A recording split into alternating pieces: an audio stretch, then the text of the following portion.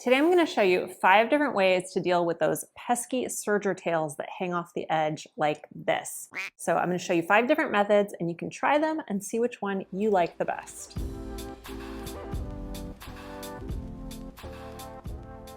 So sometimes you're going to be sewing the next seam, which is perpendicular, and sewing right over that tail, in which case it's enclosed and you don't have to worry about it. But sometimes you're going to have these tails hanging off and you need to figure out what to do with them to lock them in place and make sure that they don't unravel later in the wash. So I'm going to show you 5 different methods and we're going to start with using a tapestry needle. All right, so take a tapestry needle or yarn darner and thread the end right through that large hole. So these kinds of needles have a very large hole, so it should be pretty easy to thread. And then thread it through your line of stitching here. And you can thread it right through the overcast stitches that go over the edge. Just like that. It can be a little hard to catch, but you want to go for at least a couple inches. If you're a knitter, you'll be familiar with this process.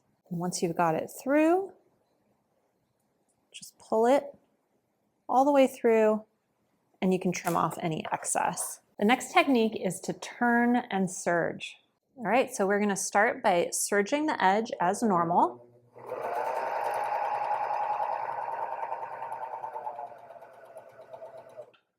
And then when you get to the end, you want to serge just a few stitches over the edge.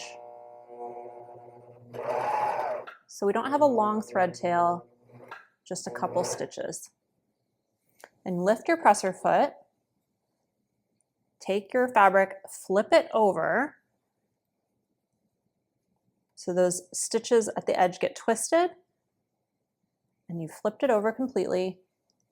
Lower your presser foot, and then you're going to chain off the edge. So stitch for a little while and then go off the edge.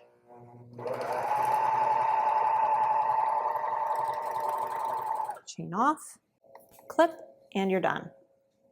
The next technique is to zigzag over the edge. All right, to do this, we're just going to place our fabric under the presser foot right along the edge and switch to a zigzag stitch. Give it a wide stitch length, so I'm going to go all the way to 5 millimeters here. And you can either do a regular zigzag, so just kind of keep it short, or if you want, you can turn the length all the way down to 0 and get a bar tack, which is what I'm going to do here.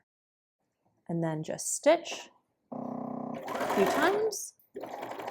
And now you can just trim off the ends and have a nice secure edge. The 4th technique is to tie the end into a knot. All right, this one's very simple. You just tie the thread chain in a knot.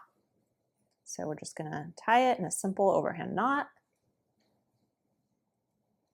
Keep it close to your fabric, as close as possible, which can be a little fiddly because you're dealing with 4 threads here. And here I've got a little knot here, and just clip the excess thread tail. This does leave a little thread tail, but it's small and it's secure. Another thing that some people like to do is untangle the threads so that you can tie them in a knot together. So the easiest thing to do if you want to do that is to first trim it so it's a manageable size. And then you're going to pick apart your threads as best you can. And you can use something sharp like a needle or a pin to help you unpick those threads. Here we go. Now they're unpicked and you can tie them together in a knot.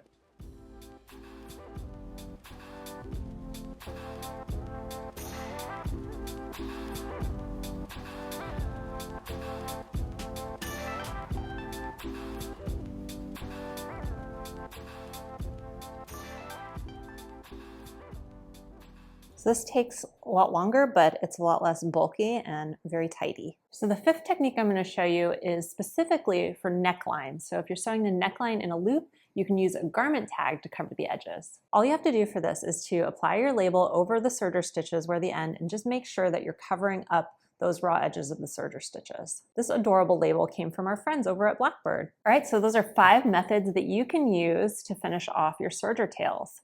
Which method do you use? Or is there another one that I missed that you want to share? Let us know in the comments.